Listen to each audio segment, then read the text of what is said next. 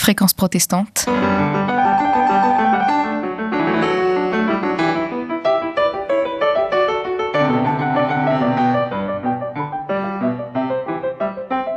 Philippe Bilger. Philippe Bilger les soumet à la question.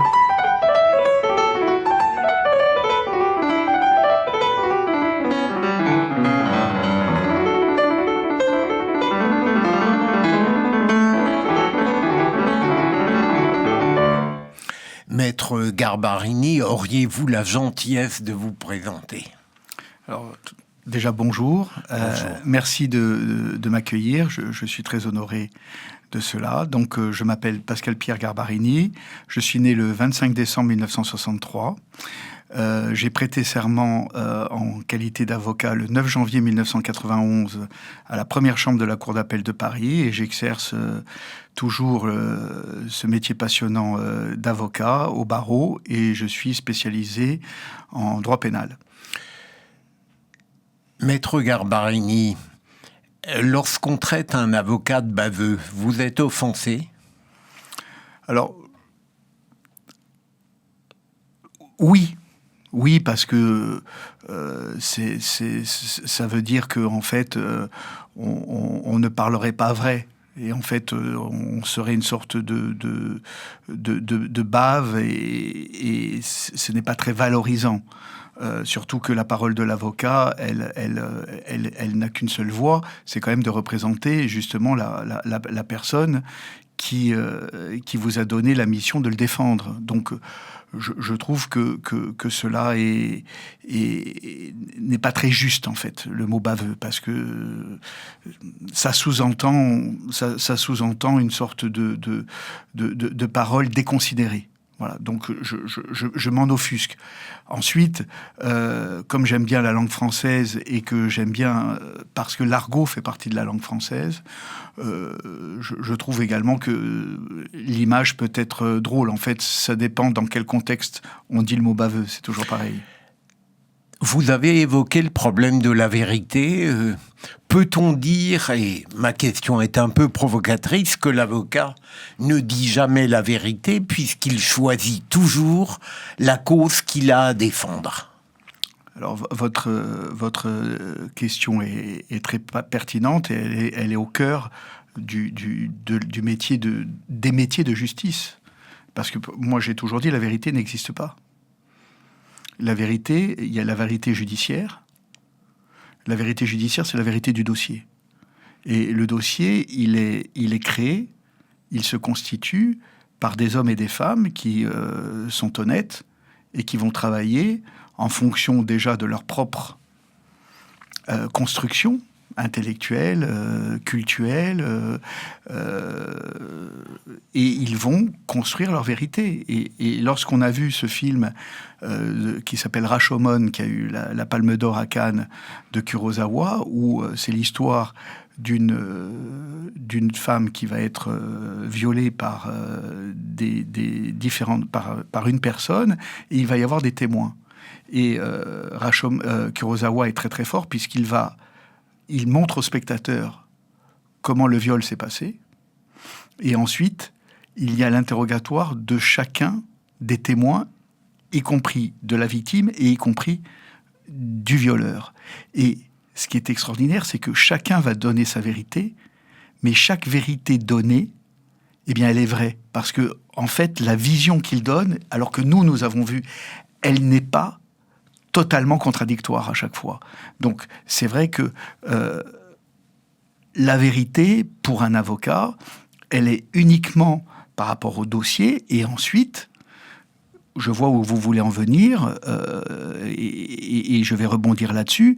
Il faut bien comprendre également qu'un avocat, il recherche la vérité la plus favorable pour son client. C'est son mandat. Mais en revanche, l'avocat ne va pas non plus dire des contre-vérités ce qui serait absurde pour la défense de son client. Si je veux être, on va dire, très caricatural, je ne peux pas me permettre de dire que mon client n'était pas sur les lieux des faits, alors qu'il est vu en photo, que 10 témoins le reconnaissent, et que, justement, il donne des signes distinctifs qui ne peuvent pas être écartés. Donc, à ce moment-là, le vrai rôle de l'avocat, et vous le savez, c'est que pour pouvoir présenter sa vérité, il y a quelque chose qui est essentiel pour un avocat, c'est la crédibilité. Un avocat ne peut pas dire n'importe quoi. S'il dit n'importe quoi, à ce moment-là, il casse son mandat, et puis surtout, sa parole, la parole du baveux ne sera pas entendue. Vous ne voyez donc pas de contradiction, maître Garbarini, dans le fait, prenons un exemple, que un crime est commis. Hier, vous avez reçu la visite de la famille de la victime, vous acceptez de la défendre, ou vous pouvez le lendemain choisir la cause du criminel. Il n'y a pas, à votre avis, une ambiguïté qui porte atteinte à votre sincérité, à votre conviction. Alors, si je séquence votre question, si je reçois la famille de la victime, eh bien, je suis tenu par elle, y compris si celle-ci ne me confie pas la défense de ses intérêts à la sortie du rendez-vous. À partir du moment où elle va me livrer des informations par rapport à la victime, si le lendemain, elle ne me confie pas la défense, et le lendemain suivant, je reçois la famille de l'auteur présumé, je ne peux pas prendre le dossier. Parce que là, je suis en conflit d'intérêts. J'ai recueilli dans mon antre, dans mon bureau, dans mon cabinet, la parole d'une des parties, je ne peux pas m'en défaire ensuite, même si on ne me confie pas le dossier. Alors, peut-être que certains le font, en tous les cas, moi je m'y interdis. Est-ce qu'à votre avis, maître Garbarini, et pardon pour ces sauts de puce sur le plan intellectuel, est-ce qu'on peut être authentiquement corse et totalement français ? Alors, oui, quel saut de puce. On peut être authentiquement corse, ça je vous l'affirme. Et bien évidemment, en tout cas, c'est ma position, on peut être également français. Maintenant, totalement français, ça dépend ce qu'on met dans totalement. Moi, totalement français, je suis français, parce que en 1769, la France a acheté la Corse à la République de Gênes. Pour autant, je suis avant tout corse. Voilà. Alors, je n'écarte pas aujourd'hui, comme hier, le fait que je sois français. Mais je suis pas devenu français, entre guillemets, par une volonté délibérée. C'est-à-dire que mes ancêtres, s'ils existaient en 1769 sur l'île de Corse, eh bien, ce n'a pas été une adhésion volontaire de leur part au drapeau français. Donc, on est dans une situation historique. Maintenant, je respecte l'histoire, bien évidemment, et je suis très fier d'être corse, mais je suis également très fier d'être français. Il y aurait une identité corse comme il y a une identité bretonne, ou l'identité corse est-elle totalement spécifique ? Alors, on ne va pas évaluer, si vous voulez, est-ce que être breton, ça, c'est, ou auvergnat, ou basque, est-ce que ça a une plus forte identité que l'identité corse ? Mais ce que je sais, c'est que l'identité corse, elle est très forte et elle est assumée comme telle. Pourquoi ? Parce que déjà par l'histoire, comme je l'indiquais précédemment, ça c'est le premier point. Et puis également parce que il y a le statut, si je puis dire, la situation géographique, c'est une île. Donc cela, bien évidemment, renforce cette identité spécifique. On sait très bien que les insulaires développent toujours un sentiment d'appartenance à leur terre beaucoup plus fort que d'autres. Et ensuite, la Corse ayant été l'objet de multiples invasions bien avant qu'elle soit vendue à la France, eh bien, la Corse, contrairement à beaucoup d'îles, ce n'est pas, par exemple, une île de pêcheurs.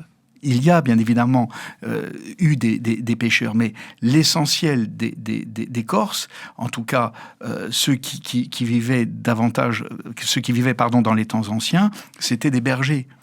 C'était des gens qui vivaient au village. Pourquoi ? Parce que lorsqu'il y a eu les invasions, grâce à la flore corse que l'on appelle le maquis, qui est un maquis impénétrable, tout le monde a lu Maupassant sur son voyage en Corse, eh bien, ça permettait de se protéger et de se sauver des envahisseurs qui, en fait, se contentaient du littoral et ils ne rentraient jamais dans les terres.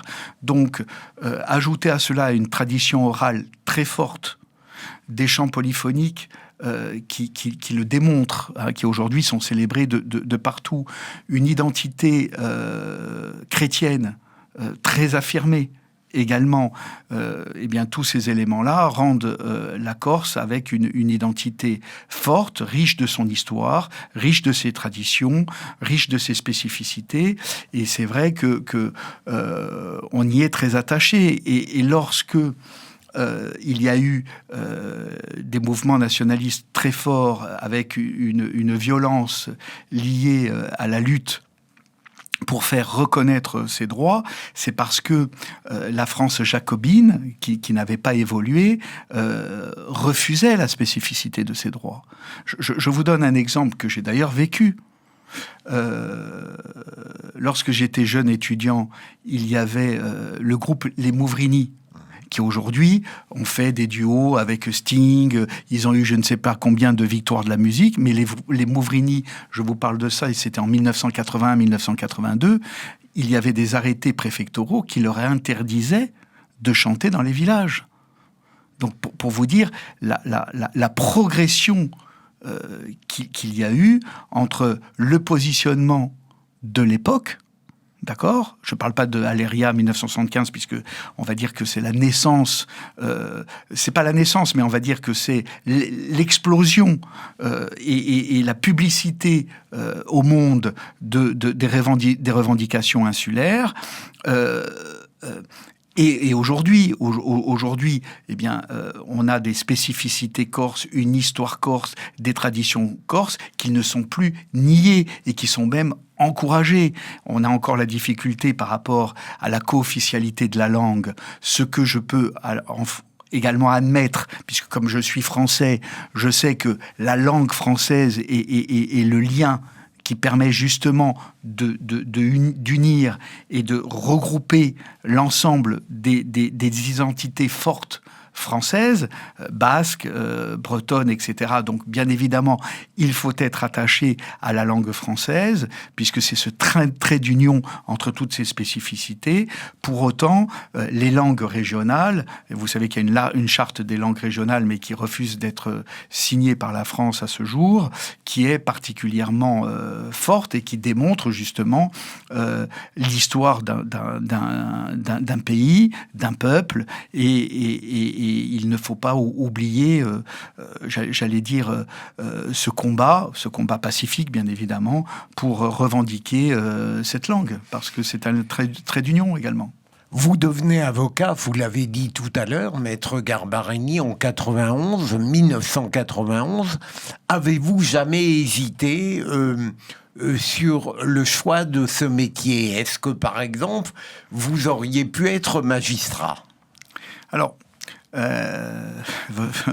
votre question, elle est très intéressante parce qu'en fait, lorsque j'ai commencé mon droit, j'ai fait mon droit à Paris, dans les universités Paris 1 et Assas.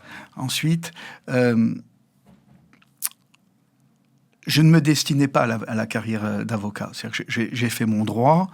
Et au départ, j'aspirais à avoir ce qu'on appelait la licence et ensuite à passer des concours administratifs. Voilà, pour être dans l'administration. Pardon. Je vous en prie. Et ensuite, c'est le hasard de la vie. Pour payer mes études, à un moment donné, je gardais une maison d'un monsieur qui partait souvent en vacances et qui avait été très souvent cambriolé. C'était Butte-Montmartre, et il m'avait donné la possibilité donc d'habiter dans sa maison.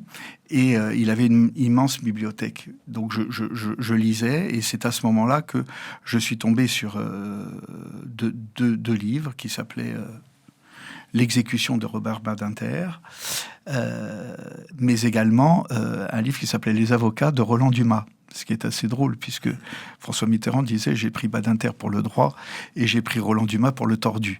Donc j'ai eu tout de suite les deux versants de la pièce, si je puis dire, et c'est à ce moment-là que je me suis dit je veux devenir avocat, parce que ces livres étaient très forts. Bon, l'exécution, on le sait, tellement ce livre vous remue par rapport à la mort qui était décidée par une société à la suite d'un crime qui a été commis et qui a été aboli. Et puis Roland Dumas qui expliquait vraiment davantage les différents, et il s'y entendait, les différents métiers qui peuvent exister dans la profession d'avocat. Et puis, pourquoi je ne me suis pas dirigé vers la magistrature ? C'est que je pense que le métier de juger est plus difficile que le métier d'avocat, et qu'il demande des qualités humaines dont je ne dispose pas. Parce que quand on décide d'être avocat, on choisit un camp. Et quand on choisit ce camp, on ne dit pas n'importe quoi, comme je vous l'ai rappelé dans mon propos précédent, mais en revanche, on va tout mettre en œuvre, toute notre force de conviction pour défendre quelqu'un jusqu'au bout de ce que l'on peut faire dans le cadre de notre métier. Un magistrat, et c'est très compliqué parce que il doit prendre une décision par rapport à un fait qui a été commis, d'une part, mais également par rapport à une personne qu'il juge. Et il ne devrait pas, et en général, les magistrats ne le font pas, mais je pense qu'ils se battent intérieurement, dans leur fort intérieur, comme on dit, pour ne pas... Ils doivent écarter leur propre ressenti. Or, les magistrats, ce sont des êtres humains.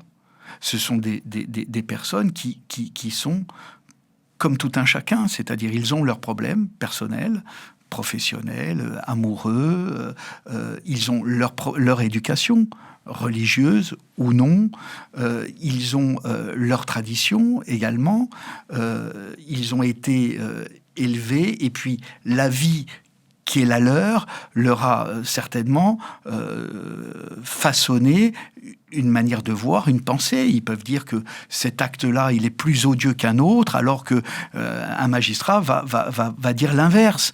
Donc, et tout cela, normalement, lorsqu'ils mettent leur robe rouge ou noire, ils doivent le mettre à la poubelle. Donc je pense que cet exercice intellectuel de neutralité, si je puis dire, tout en ayant des convictions et en devant appliquer le droit, est un métier qui demande d'être un ascète intellectuel, et je pense que je n'arrive pas à cela. Votre réponse, Maître Garbarini, est tout à fait intéressante. Et puis, sur le plan intellectuel, vous demandez, face à l'horreur d'un crime, votre mouvement naturel est de défense et non pas d'accusation, donc.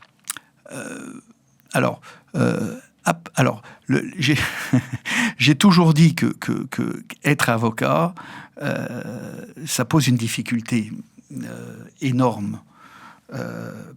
Parce que lorsque je mets ma robe d'avocat, et si je décide de défendre une personne qui a commis l'horreur, je ne suis pas là pour la juger.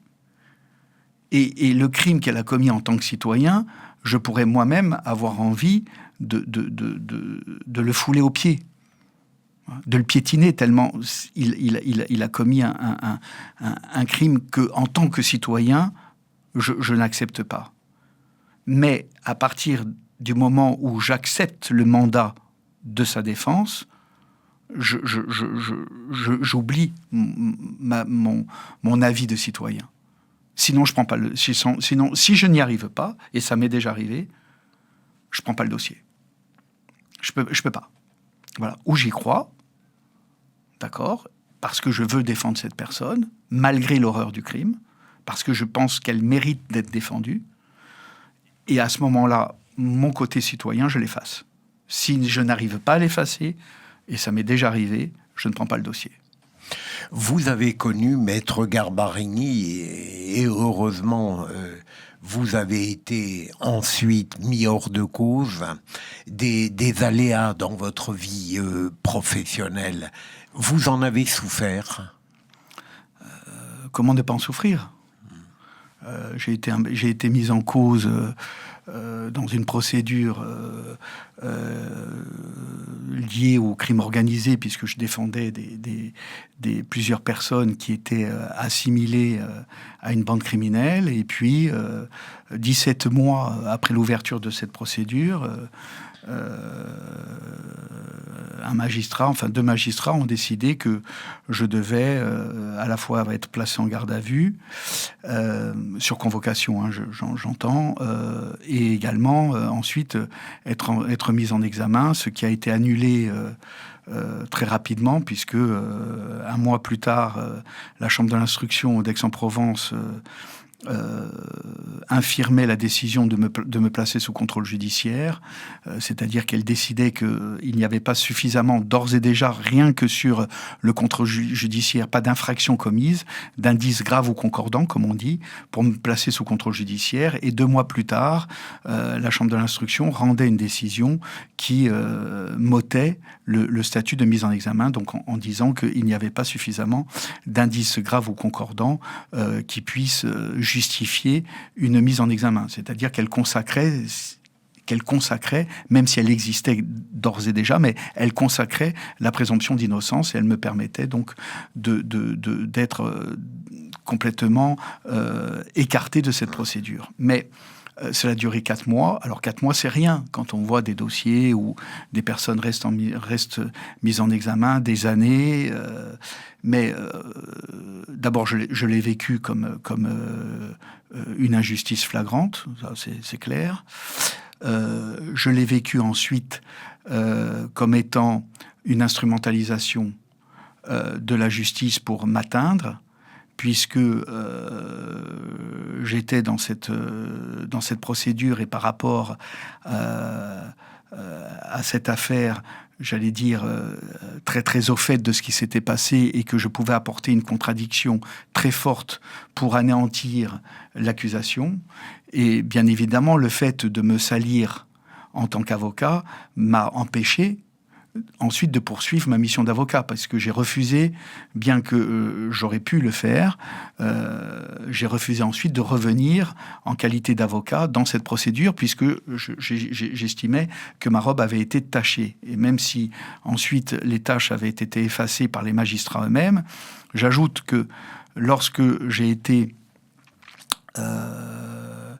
mis hors de cause par la Cour d'appel d'Aix-en-Provence, la Cour d'appel d'Aix-en-Provence c'est également associé avec les réquisitions du parquet général lui-même, c'est-à-dire l'accusation qui disait que je n'avais pas à être mis en examen, ce qui est assez rare, hein, on le sait. Donc c'est pour vous dire que le dossier ne tenait pas. Mais c'est vrai que il y a 2 choses qui sont très graves. C'est que j'ai bien compris qu'on instrumentalisait pour m'atteindre, et bien évidemment atteindre mes clients, puisqu'ils se privaient d'une défense avisée, premier point. Et deuxièmement, c'est une atteinte réputationnelle, parce que ayant une certaine notoriété, et je dis ça avec beaucoup d'humilité, bien évidemment, le soir même, il y avait un bandeau qui passait sur les chaînes info qui disait « Maître Garbarini, mis en examen dans l'affaire de crime organisé ». Donc, comme je l'ai dit d'ailleurs à la présidente de la Chambre de l'instruction, qui devait juger mon affaire, elle m'a demandé mes observations à l'issue des débats, et j'avais dit, madame, je ne vous le souhaite pas, mais si demain vous aviez un incident judiciaire qui vous conduisait à choisir un avocat, est-ce que vous prendriez un avocat qui fait l'objet d'une procédure et d'une mise en examen dans un dossier lié au crime organisé? La réponse est non, madame. Et je vais vous faire un aveu, je ne me prendrai pas moi-même. Donc l'atteinte réputationnelle, elle est catastrophique. Voilà.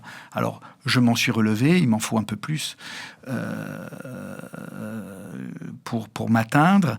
Je me suis relevé, voilà. Mais je n'en garde pas d'animosité. En fait,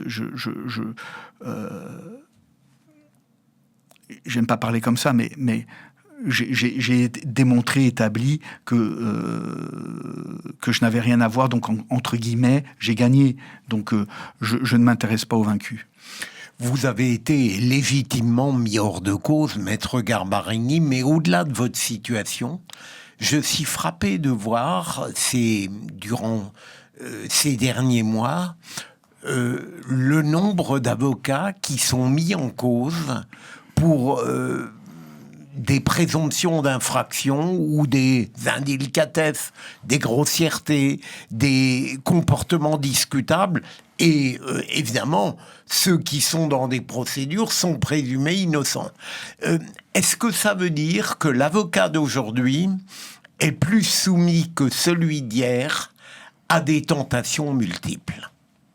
Alors, je vous remercie vivement de me poser cette question.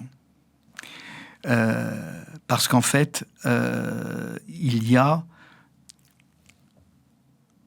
deux éléments capitaux pour expliquer cette situation.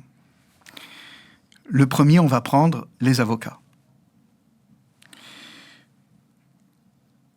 À mon époque, 1991, mais les époques précédentes aussi, lorsqu'on était jeune avocat, nous avions l'obligation, lorsque nous sortions de l'école, donc après avoir passé, je rappelle pour nos auditeurs, c'est que on passe l'examen, on passe un examen qui s'appelle le CFPA, d'accord ? On le passe, ensuite on a une année d'école, et à la sortie, on passe le fameux CAPA, d'accord ? Il y a très anciennement, à l'époque, il n'y avait que le CAPA, mais on a fait aujourd'hui ce passage, d'accord ? Examen d'entrée, école, CAPA. À l'issue du CAPA, vous deveniez avocat, vous prêtiez serment, pour moi le 9 janvier 1991, devant la première présidence de la Cour d'appel de Paris, ou d'ailleurs. Et en fait, à ce moment-là, nous n'étions qu'avocats stagiaires. C'est-à-dire que nous étions obligés d'avoir un maître de stage. Nous étions avocats, mais nous étions avocats stagiaires. Alors, ce n'était pas écrit sur le papier en tête, mais nous n'avions pas le droit de nous installer. C'est-à-dire que pendant un minimum de 5 ans, qui pouvait être de 7 ans, ensuite ça a été réduit à 3 ans, ensuite ça a été réduit à 2 ans, et ensuite ça n'existe plus. C'est-à-dire que moi, à mon époque, pendant 5 années, je devais suivre la pratique d'un professionnel qui avait 20 ans, 30 ans, 40 ans, 50 ans de bar. C'est-à-dire qu'il m'apprenait mon métier. Et qu'est-ce qu'il me disait ? Si on fait du pénal, qu'est-ce qu'il vous disait, ce monsieur qui en avait vu des vertes et des pas mûres ? Parce que la criminalité d'hier, comme la criminalité d'aujourd'hui, en fait, aujourd'hui, bien évidemment, on l'accentue, mais elle a toujours existé. Les violences, elles ont toujours existé. Les crimes horribles, ils ont toujours existé. Il suffit de regarder l'histoire des faits divers. Et pourquoi, d'ailleurs, les Français adorent les faits divers, que depuis l'affaire Dominici et même avant... tous ces éléments-là font qu'il y a toujours eu de la violence dans la société. Bon. Mais qu'est-ce qu'il vous disait ? jeune confrère, il ne faut pas faire ci. Vous allez en prison, vous ne copinez pas. Vous n'apportez pas de lettres. On vous demande un service, vous ne le faites pas. Vous ne fréquentez pas la famille, vous leur donnez des éléments, mais vous n'allez pas plus loin. Vous recevez toujours les clients dans votre cabinet. Okay. Lorsqu'on est une jeune femme, vous allez toujours habiller, j'allais dire de manière, non pas incorrecte, mais je veux dire la plus masquée possible, si je puis dire. Voilà. Et vous allez être charmé parce que vous rencontrez des gens qui ont forcément un charisme, notamment dans le crime organisé, parce que ça fait partie de la panoplie du voyou. Un voyou, dans sa panoplie, il a une arme, un gilet pare-balles, aujourd'hui 15 portables, mais il a aussi la séduction de l'avocat, que ce soit un homme ou une femme, et souvent du jeune avocat. Parce qu'ils ont un énorme charisme. Mais tout ça, à l'époque, nous le vivions au quotidien. Et on avait moi, mon maître de stage, je m'en souviens comme si c'était hier, on n'avait que des interdits presque. Parce qu'on nous apprenait à voyager dans ce pays qui est si différent du pays classique de notre société, entre guillemets, faite de règles. Puisque ce sont des gens qui sont spécialisés dans des règles qu'ils dévoient. Donc, c'était très important. Or, aujourd'hui, cette formation, elle n'existe plus. En tout cas, elle n'existe pas pour tout le monde, puisque vous avez la possibilité, en prêtant serment le 9 janvier 91, d'accord ? Donc aujourd'hui, si on est le 9 janvier 2025, le 10 janvier 2025, vous pouvez mettre votre plaque et monter votre cabinet. Mais vous savez même pas ce que c'est un dossier. Vous comprenez ? Ça, c'est une erreur, selon moi, mais monumentale, qui a été commise par l'ordre des avocats de permettre cela.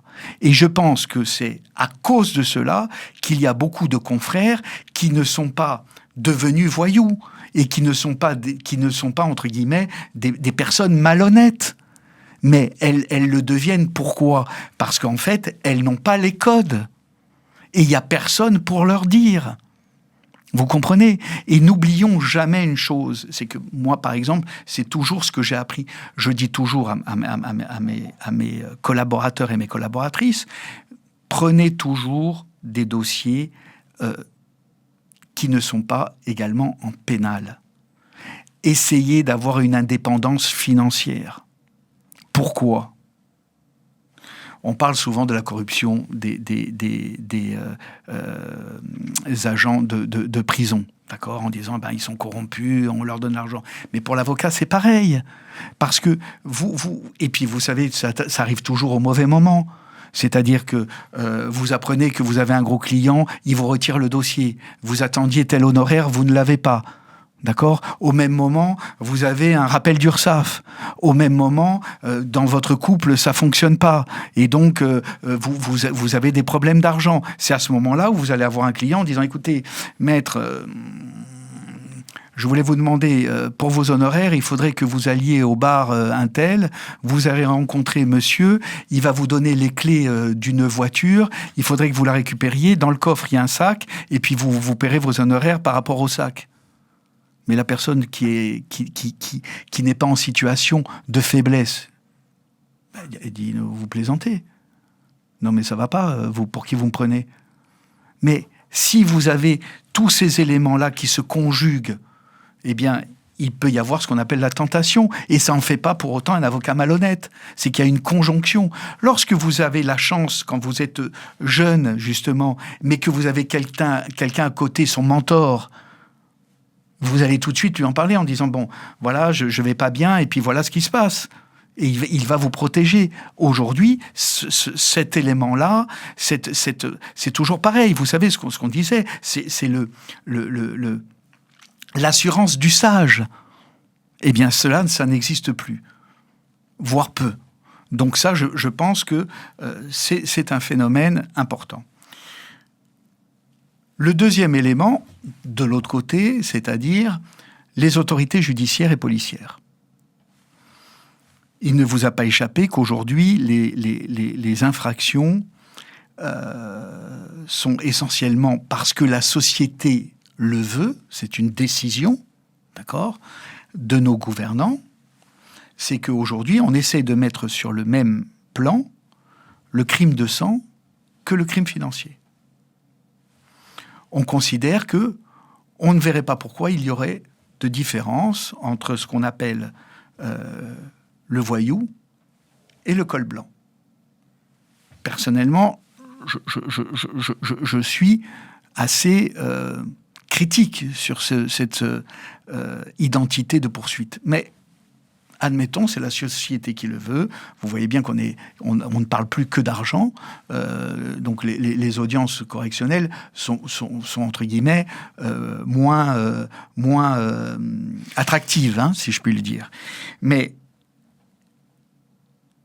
lorsque nous avons face à des optimisations fiscales qui sont organisées par des avocats fiscalistes dans le cadre du droit, lorsque nous avons des montages de sociétés par des avocats spécialisés en droit des sociétés, lorsque nous avons des avocats qui défendent des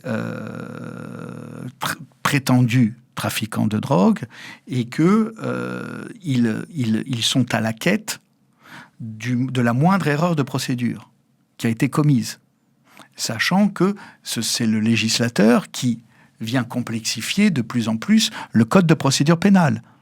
Hein ? Je fais une parenthèse, nous savons que tous les policiers spécialisés s'en plaignent, également les magistrats, où c'est un millefeuille de textes de plus en plus compliqué qui les empêche de travailler. Je referme la parenthèse.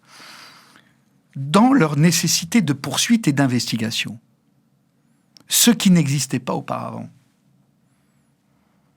c'est que on va aller collationner des indices et des éléments. Et parmi ceux-là, avant, vous aviez la personne qui donnait de l'argent, la personne qui le recevait, parfois l'expert comptable, et aujourd'hui, on a rajouté l'avocat. C'est-à-dire que cette multitude d'auditions libres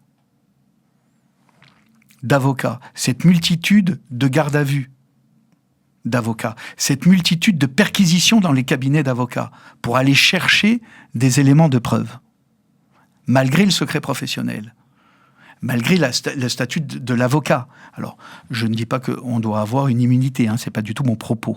Mais aujourd'hui, parmi les décisions d'investigation, eh bien, et dans le périmètre, ce qui n'était pas le cas auparavant, l'avocat. Voilà, je ne sais pas si j'ai été clair pour répondre à vos questions, mais je pense qu'aujourd'hui, la situation est celle-ci. Maître Garbarini, Éric Dupond-Moretti a été un formidable avocat en matière criminelle. J'ai l'impression que lorsqu'il est devenu garde des Sceaux, et l'ancien avocat général que j'étais en a ressenti une sorte de volupté, qu'il a complètement trahi tout ce qui identifiait l'avocat avant. Comment cela a-t-il été perçu au barreau ? Alors, Éric Dupond-Moretti était en effet un avocat pénaliste extraordinaire. Voilà. Et on pouvait être tout à fait...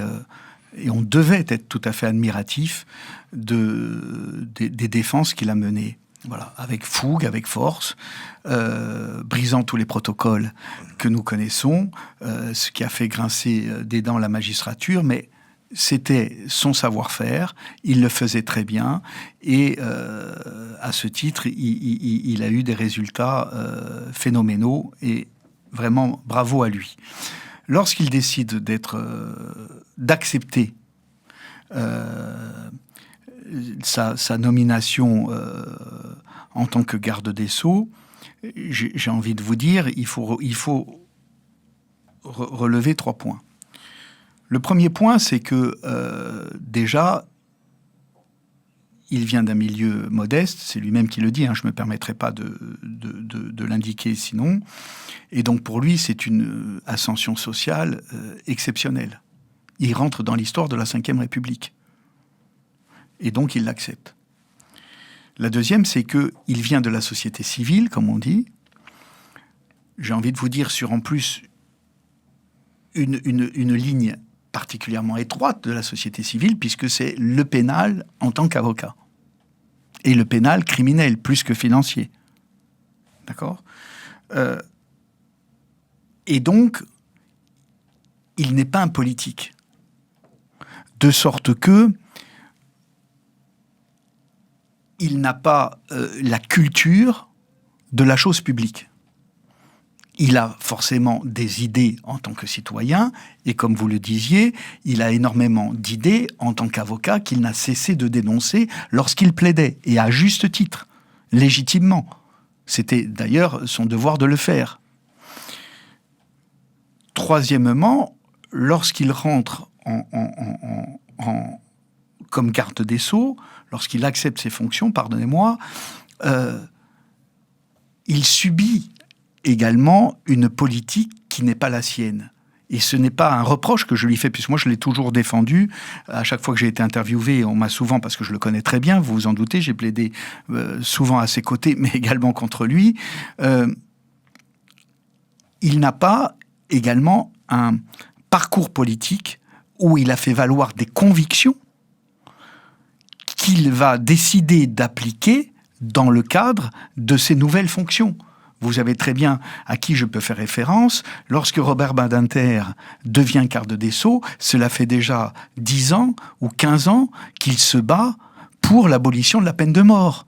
Donc, il arrive en ayant derrière lui un effort, un travail, un relationnel énorme pour ce combat exceptionnel de retirer de la société cette condamnation à mort. Donc on arrive avec quelqu'un qui a une conviction chevillée au corps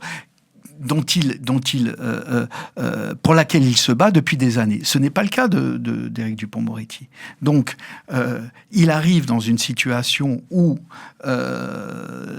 il est nommé et il doit apprendre. Donc, il a été dans une situation où il doit apprendre, les chefs de cabinet ou les directeurs de cabinet, tout le fonctionnement du ministère de la Justice, je pense que ça a été un apprentissage accéléré, déjà, premièrement. Ensuite, comme il n'était pas dans une position de force, je pense, c'est mon hypothèse, hein, ça n'accorde que moi, il a davantage été porté par une politique qu'il ne l'a décidé. Et pourquoi je dis ça ? Parce que c'est vrai que le courant sociétal de son ministère est un courant sociétal très répressif et très autoritaire. Donc, c'est vrai qu'il s'est toujours battu à de multiples reprises pour, par exemple, prenons que cet exemple-là, les cours d'assises avec un jury populaire, et c'est lui qui va valider les cours criminelles départementales qui ne sont composées que par des magistrats. Donc, je pense qu'à partir de ce moment-là, bien évidemment, pour répondre directement à votre question, le barreau l'a très, très, très mal vécu, et surtout le barreau pénaliste. Maître Garbarini, pour un avocat, la médiatisation d'une affaire, et Dieu sait que vous en avez connu certaines, est-elle une chance ou une entrave ? Les deux, monsieur l'avocat général. Ça peut être une entrave parce que moi, il m'est arrivé d'avoir des dossiers où je ne voulais surtout pas que le résultat que j'avais obtenu soit connu. Parce que j'avais réussi à faire libérer une personne, j'ai presque envie de vous dire en catimini, donc je redoutais qu'une publicité soit faite comme quoi tel auteur suspecté, mis en examen, soit libéré compte tenu des faits qu'il avait commis. Et pourtant, ça m'est arrivé. Et donc là, c'est une entrave parce que je devais aborder le dossier avec beaucoup plus de... non plus de discrétion, puisque elle était terminée, mais on va dire, je ne pouvais pas avoir une sorte de force d'indignation aussi importante parce que je savais que si je montais trop au créneau par rapport aux faits qui étaient reprochés, même si j'avais fait sortir la personne, cette médiatisation, elle allait contre moi. Et on allait dire, bon, non seulement il est libre, mais en plus, l'avocat, il en rajoute. Vous savez, moi, je fais très attention à l'opinion publique, hein, forcément. Et ensuite, ça peut être une chance. Pourquoi ? Parce que parfois, vous avez des dossiers qui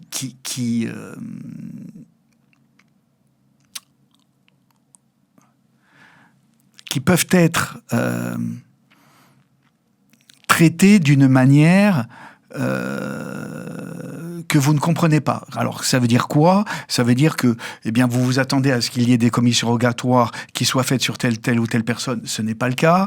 On vous les refuse. Vous demandez des demandes d'actes aux magistrats instructeurs dans le cadre de l'instruction, puisque on a oublié également, je le dis parce qu'on dit toujours, les droits de la défense ont énormément c'est pas encore cela, mais ils ont énormément été accentués depuis une vingtaine d'années. Donc aujourd'hui, l'avocat, il ne peut plus être passif à l'instruction. Je pense que vous avez connu comme avocat général, et moi au début comme avocat, où on avait une sorte de patience à avoir jusqu'à ce que le dossier aille devant la juridiction, où là, l'oralité du débat nous permettait d'établir, en tous les cas, de donner nos arguments. Aujourd'hui, nos arguments, on doit d'ores et déjà les donner à l'instruction. Et surtout, on doit essayer de la guider, cette instruction. Et parfois, il arrive qu'on a des refus sur des refus sur des refus. Et lorsque ces refus peuvent être très critiquables, et que, ça je sais que ça va vous faire bondir, et que même si la juridiction du second degré, c'est-à-dire la fameuse cour d'appel, la chambre de l'instruction, eh bien, valide comment dirais-je, les refus du juge d'instruction, que reste-t-il à l'avocat ?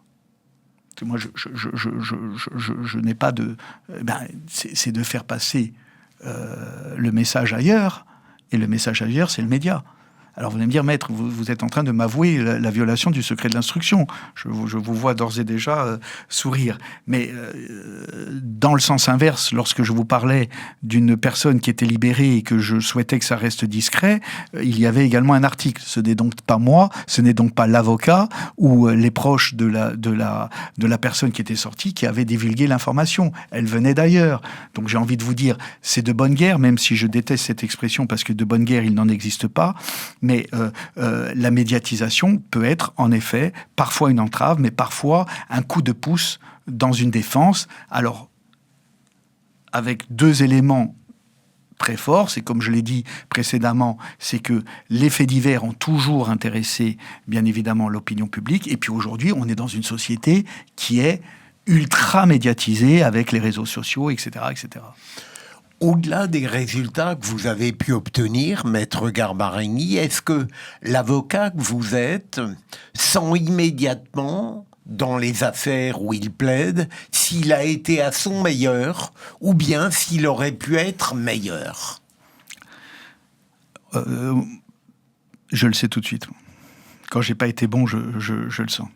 Dès que je sors de la salle d'audience, en fait, je le digère pas. Et pourquoi j'ai pas dit ça ? Et ça, il fallait pas que je le dise maintenant. Et voilà, ça tout de suite. En revanche, quand j'ai...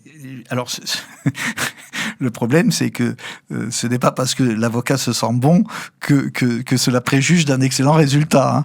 Mais c'est vrai, je suis très critique envers moi-même. Donc, je n'ai aucune commisération vis-à-vis de moi-même. Donc, je me juge sévèrement, c'est vrai. Mais en général, quand je dis que ça s'est bien passé, c'est que ça s'est bien passé. Si vous aviez à qualifier, à partir de votre propre pratique, ce que vous nommeriez une grande plaidoirie aux assises, par exemple, quelles seraient ses qualités fondamentales ?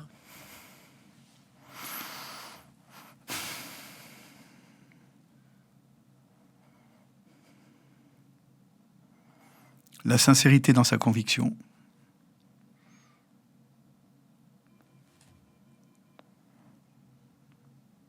Et être très humaine. Je pense que l'avocat, quand il se lève, quand on lui dit « Maître, vous avez la parole aux assises », il faut que la cour d'assises, qu'elle soit composée que par des magistrats professionnels ou par des magistrats professionnels et des citoyens, il faut qu'ils sentent que l'avocat, lorsqu'il se lève, eh bien, il y croit à son affaire. C'est-à-dire, et qu'il y croit sincèrement, qu'il n'est pas là pour faire un job. Pour parler, j'emploie ce mot à dessein. Je pense que ça, c'est... Et ensuite, il faut être humain. Parce que on plaide pour un homme, voilà, ou une femme, et elle est dans le box. Et donc, si on n'est pas humain, on plaide pas un dossier, en fait. Ça, on l'oublie trop souvent. On va pas plaider. Moi, quand je vais plaider, je vais pas plaider un dossier, je vais plaider pour quelqu'un. Et si je pense que vous faites passer ce message à la cour d'assises, personne ne peut être insensible. Vous pouvez ne pas avoir été entendu. Bon, ok. Mais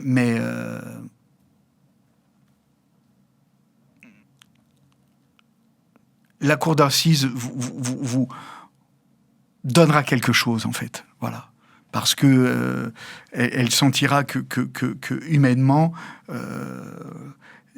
elle ne pourra pas aller dans les réquisitions de monsieur l'avocat général ou de madame l'avocat général. Vous n'avez pas l'âge, maître Garbarini, d'écrire vos mémoires, mais si depuis 91, vous aviez à retenir une affaire correctionnelle ou criminelle qui vous a tout particulièrement marqué sur tous les plans qui peuvent se rapporter à la vie judiciaire. Vous en choisiriez une?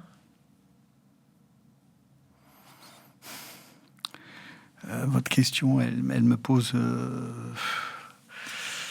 plusieurs dilemmes, parce que vous en avez trop? Oui, parce que j'en ai beaucoup. J'avais plaidé l'affaire Pasqualaggi, qui était quelqu'un qui s'était jeté pendant la garde à vue du 4e étage des locaux de la police antiterroriste rue des Saussets. Et que ensuite j'ai défendu, puisqu'il y avait eu à côté des dossiers du FLNC dont il était supposé être membre, il y avait eu un assassinat qu'on a appelé l'assassinat de la tête coupée. Et je me suis battu pour cet homme, je le garde en mémoire, puisque j'avais plaidé sa levée du mandat de dépôt alors qu'il était sur son lit d'hôpital, après s'être jeté du 4e étage. Donc ça, je peux jamais l'oublier. Et ensuite, d'avoir plaidé pour cet homme que tout le monde accusait, y compris ses accusés, en disant que c'était lui qui avait tranché la tête du corps. Et bon, j'ai réussi à établir que ce n'était pas lui, mais je pense que c'était une des audiences les plus dures que j'ai eu à plaider, puisque j'avais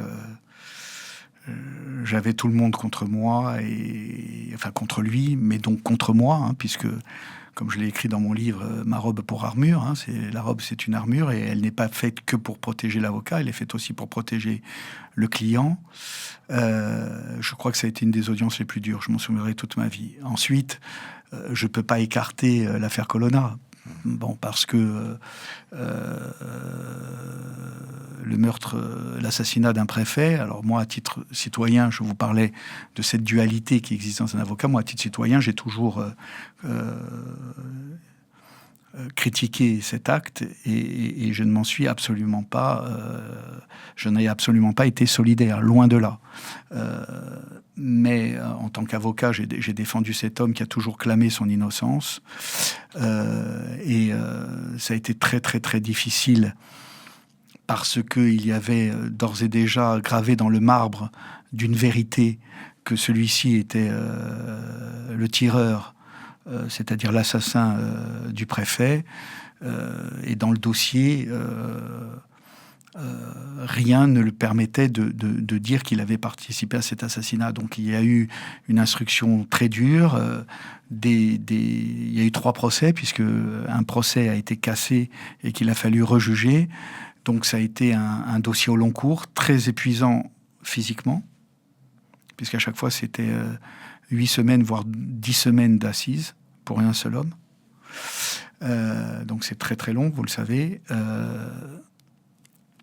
Avec bien évidemment une partie civile, ce qui est tout à fait légitime, très éprouvée, et qui pesait énormément, puisque la partie civile, elle avait plusieurs têtes, elle était protéiforme, si vous me permettez, puisqu'il y avait l'État également. Il y avait la famille, bien évidemment, de M. Erignac, mais il y avait également l'État qui était blessé dans ce qu'elle représente, puisque c'était un préfet.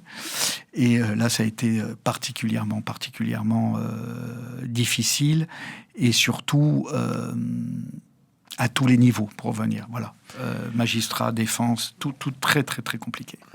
En dehors de votre passion de la justice, qui est évidente et authentique, me semble-t-il, je crois savoir que vous avez 2 autres passions, celle de la politique et celle du cinéma. Est-ce que j'en oublie ?